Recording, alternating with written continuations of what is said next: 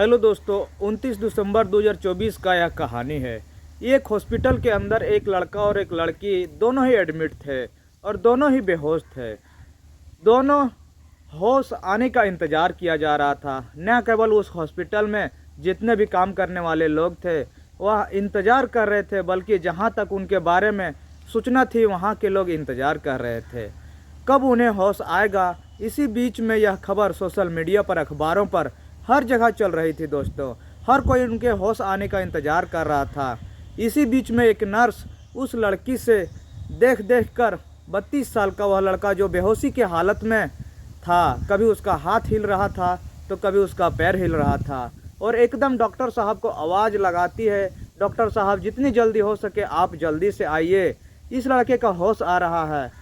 Doctor साहब एकदम मौके पर पहुंचते हैं और मौके पर आने के बाद उस लड़के के सामने खड़े हो जाते हैं दोस्तों। न केवल यहाँ डॉक्टर साहब थे बल्कि आसपास के कई पुलिस वाले भी थे दोस्तों। ऐसे कई वैसे अधिकारी भी खड़े थे, कई डॉक्टर भी खड़े थे और नर्स चारों तरफ से उसे घेर कर कमरे में रखा हुआ था दोस्तों। डॉक्टर साहब के मुँह से सबसे पहले जो बोल निकलते थे, पूछते हैं कि तुम कैसे हो, अब कैसा महसूस हो रहा है। जैसे उस लड़के से यह कहा जाता है, लड़का एकदम देखते रहता है और कहता क्या हुआ। बड़े आश्चर्य और हैरान से लड़का एकदम से कहता है कि क्या हुआ। तब ये पूछता है कि मैं यहाँ कैसे आ गया। कहानी उस सवाल बिल्कुल सही था, जायज़ था दोस्तों, क्योंकि आखिरकार क्या हुआ है और मैं यहाँ कैसे हूँ। दरअसल जब यह कुछ घंटों पहले जिस जगह पर था उस जगह पर लगभग 180-81 लोगों होते हैं, 181 यात्री होते हैं और 181 यात्रियों में एक लड़का और एक लड़की ही सुरक्षित बच पाती है दोस्तों। ऐसे कैसे घटना हो जाता है जिसमें 179 यात्री सबकी मौत हो जाती है दोस्तों। उस मौत का जो कहानी थी, इस मौत की जो दर्दनाक हादसे की बात थी, वह हर किसी माध्यम से हर किसी व्यक्ति के पास पहुंच जाता था दोस्तों। तो लोगों के इस घटना के बारे में बड़ा आश्चर्य हो रहा था। दरअसल आज की कहानी के माध्यम से यह जानने की कोशिश करेंगे दोस्तों कि आखिरकार जिस विमान में लड़का और लड़की बैठे हुए थे, आखिरकार उस विमान में उस वक्त क्या हुआ था और यह हादसा बड़ा कैसे हो गया दोस्तों। कहानी की शुरुआत होती है थाईलैंड के एक देश से। उसकी एक राजधानी है बैंकॉक दोस्तों। बैंकॉक बात कर रहा हूँ 28 दिसंबर और 29 दिसंबर 2024 को, जो भी हाल फिलहाल गुजर रहा है दोस्तों। रात लगभग 1:30 से 2 बजे के आसपास का वक्त रहा होगा। एक जो हवाई जहाज़ होता है, उस हवाई जहाज़ का जेजू विमान 7C सेल्सियस डिग्री 22 अपनी उड़ान भरने के लिए तैयार था दोस्तों। लगभग 312 किलोमीटर का सफ़र करता है दोस्तों, और वह सफ़र करने के बाद साउथ कोरिया का एक मुआन अंतर्राष्ट्रीय हवा अड्डा है, वहां पर उसको पहुंचना था दोस्तों। 29 दिसंबर 2024 की सुबह लगभग 8:54 के हिसाब से वह टाइम रहा होगा दोस्तों। दरअसल यात्रियों को बिठाया जाता है, जैसे अगर किसी ने आपने किसी भी सफ़र किया होगा तो उसमें सफ़र की शुरुआत होती है। सभी यात्रियों को इंतज़ार किया जाता है, सभी यात्रियों को एक सीट मुकर्रर होती है, सबका सीट का टिकट दिया जाता है दोस्तों। किसी का सीट पर बैठना नहीं होता है, जब तक टिकट लिए जाते हैं उस टिकट को सबको पता चल जाता है दोस्तों, हमारा सीट कौन सी है, हमारा रिजर्व कौन सा हो जाता है दोस्तों। विमान में सभी यात्रियों को मिलाकर, चाहे वह क्रू मेंबर हो, पायलट हो या बाकी जितने भी मुसाफिर हैं, टोटल मिलाकर 189 सीटें कि उसके अंदर उपलब्ध होते हैं दोस्तों। इसमें टोटल जो मुसाफिर बैठे हुए थे 175 लोग बैठे हुए थे। जब आके बैठ जाते हैं, जिनमें टिकट होते हैं सब वो बैठ जाते हैं, तो उनकी सेवा के लिए 6 क्रू मेंबर, जिसमें एक पायलट भी होता है, एक सहायक भी होता है। और अब जब सब आ जाते हैं तो उसके बाद फिर सभी को एक दिशा निर्देश दिए जाते हैं, जो वहाँ पर स्टाफ होते हैं उनके माध्यम से सबको अपना सीट बेल्ट बांधने की आवाज़ लगाई जाती है। आपको क्या करना है, क्या नहीं करना है, सब जैसे विमान में दिशा निर्देश दिया जाता है, उसी के हिसाब से यात्री खुशी इसलिए मना रहे थे क्योंकि वह त्यौहार मनाकर क्रिसमस का जो पर्व था, उस पर्व को थाईलैंड की जो राजधानी बैंकॉक होती है उसके अलग अलग हिस्सों में वो अपने इस पर्व को, त्यौहार को मनाकर आ रहे थे। अब उन्हें अपने अपने काम पर वापस लौटना था, अपने अपने घरों को वापस आना था, अपने अपने परिवार से। 2 सदस्य हैं तो कोई 4 सदस्य हैं, कोई 3 सदस्य हैं, कोई सिंगल है, कोई व्यक्ति जो अपने घर से अकेला आया। और इसमें जितने भी मुसाफिर होते हैं उन मुसाफिर में अगर हम बात करें तो 173 मुसाफिर साउथ कोरिया गए थे। और जिस देश में वह हवाई जहाज़ उड़ा रहा था, थाईलैंड की राजधानी बैंकॉक से थाईलैंड के, सिर्फ 2 ही मुसाफिर उसमें मौजूद होते हैं दोस्तों। दरअसल कहानी बहुत ही रोमांचक होने वाली है दोस्तों।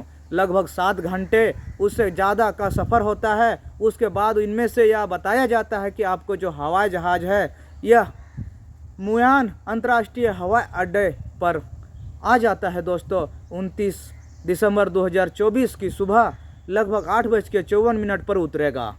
जैसे जैसे दिशा निर्देश स्टाफ के अगर दोबारा समय की बात करें, अगर भारत के हिसाब से समय की बात करें तो 29 दिसंबर 2024 के सुबह लगभग 5:37 के लगभग समय होता है दोस्तों। अब सभी यात्री इसलिए खुश थे क्योंकि वे अपना त्यौहार मनाकर जहाज़ में यात्रा करके अपने अपने घरों में जा रहे थे दोस्तों। लेकिन इसी बीच आ जाती है कुछ मौसम की गड़बड़ी दोस्तों। मौसम की गड़बड़ी होने की वजह से मौसम की गड़बड़ी होती है तो वह जहाज़ में थोड़ा सा साइलेंट होता है दोस्तों, हल्ला फुल्ला होने लगता है दोस्तों। जब हिलता है क्रू मेंबर एक सूचना देते हैं सभी अपनी सीट बेल्ट बांध लें और जब तक दिशा निर्देश ना हो तब तक कोई भी सीट बेल्ट ना खोलें।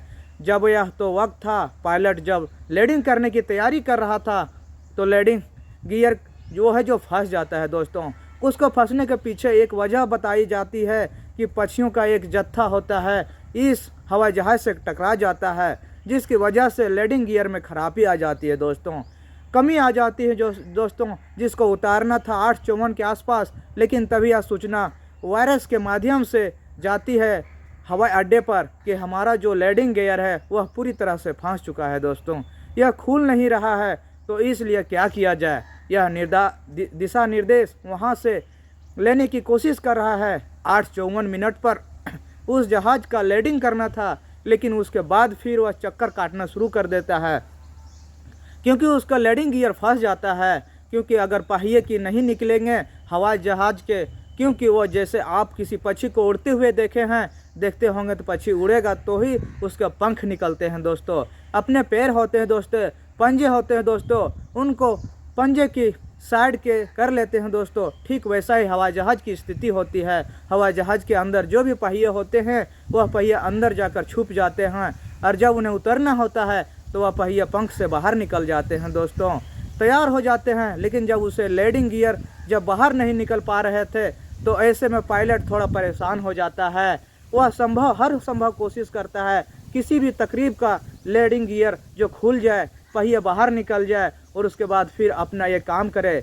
लगभग 6 मिनट तक उसे थोड़ा बहुत ज़्यादा परेशानी होती है। हवाई जहाज़ जो होता है ये पूरा आसमान में एयर गियर के चलते हुआ पूरा आसमान में चक्कर घूमता रहता है। अब उसे स्थिति में हवाई अड्डा है मुयान, वहाँ पर हड़कंप मच जाता है दोस्तों। लगभग 1500 से ज़्यादा जो कर्मचारी होते हुए तैनात हो जाते हैं। कोई हेलीकॉप्टर होता है जो तैयार होते जाते हैं, अग्निशामक यंत्र हैं, आग बुझाने की मशीन है वो भी तैयार हो जाते हैं दोस्तों, एम्बुलेंस भी तैयार हो जाती है दोस्तों, पुलिस वाले तैयार हो जाते हैं और सैनिक भी वहाँ मौके पर आ जाते हैं दोस्तों। और 5-6 मिनट के बाद और समय सब तैयारी करके आखिरकार कुछ भी हो सकता है क्योंकि उसका गियर फंस चुका था दोस्तों, जो एक बड़ी घटना हो सकती है। इस घटना का अनुमान लगाया जा रहा था। अभी पायलट के मन में एक बात आती है, वह अपने अधिकारियों से बातचीत करते हैं क्यों ना वैली लैंडिंग करा दिया जाए, यानी कि अगर पहिए में नहीं उतारा जाए तो इसके लिए वैली लैंडिंग होती है। और वैली लैंडिंग का मतलब ये होता है कि जब हवाई जहाज रनवे पर चलेगा उतरेगा तो वही पहियों के बिना ही ऐसे ज़मीन पर खिंचते हुए जाएगा, रगड़ कर जाएगा, इस तरह से होता है। यह लगभग 2800 मीटर लंबे रनवे, जब उसे रनवे पर उतारा जाता है लगभग 1400 मीटर तो रनवे था पीछे छूट जाता है, बाकी जो बचता है वो 1400 मीटर के आसपास बचता है दोस्तों।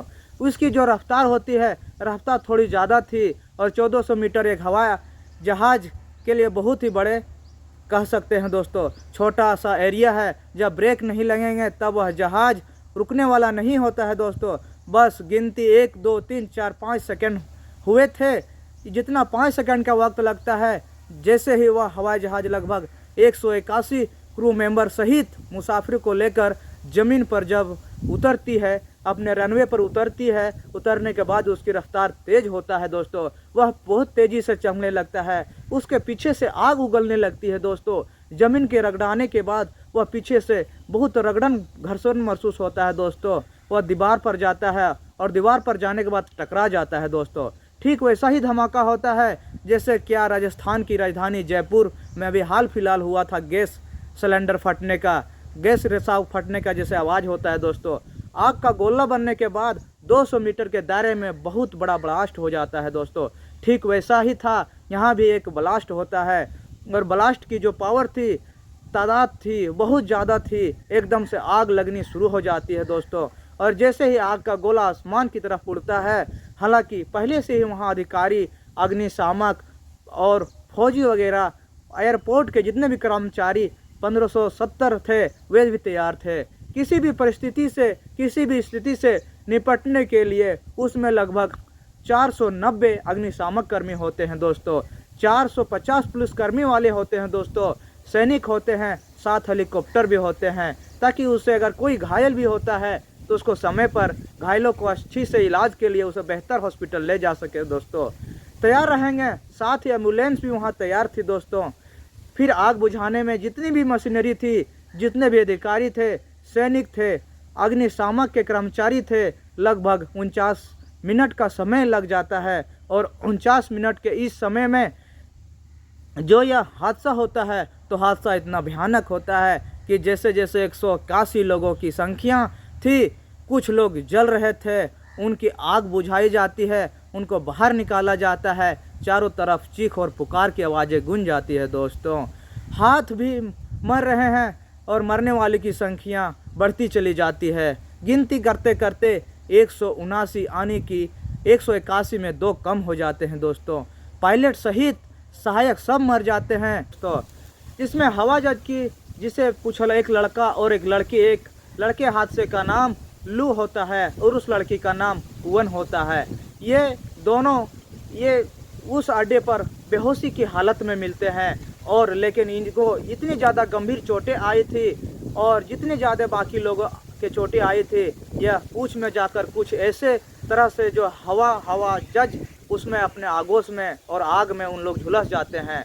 समय की बिल्कुल भी शायद इन्हें बड़े लेवल पर चोट नहीं लगी थी, बाकी जितने भी लोग थे वह गंभीर रूप से घायल हो जाते हैं, कुछ मर जाते हैं, कुछ जल जाते हैं दोस्तों। उपचार के लिए किसी की मौत हो जाती है। अब हम बात करें हवाई जहाज़ के अंदर, जो अंदर की जिसमें कम उम्र के लगभग 3 से 4 साल के आसपास होती है, और हम सबसे ज़्यादा उम्र की बात करें तो सबसे ज़्यादा उम्र का मुसाफिर होता है, जिसकी उम्र लगभग 78 साल 75 साल की होती है दोस्तों।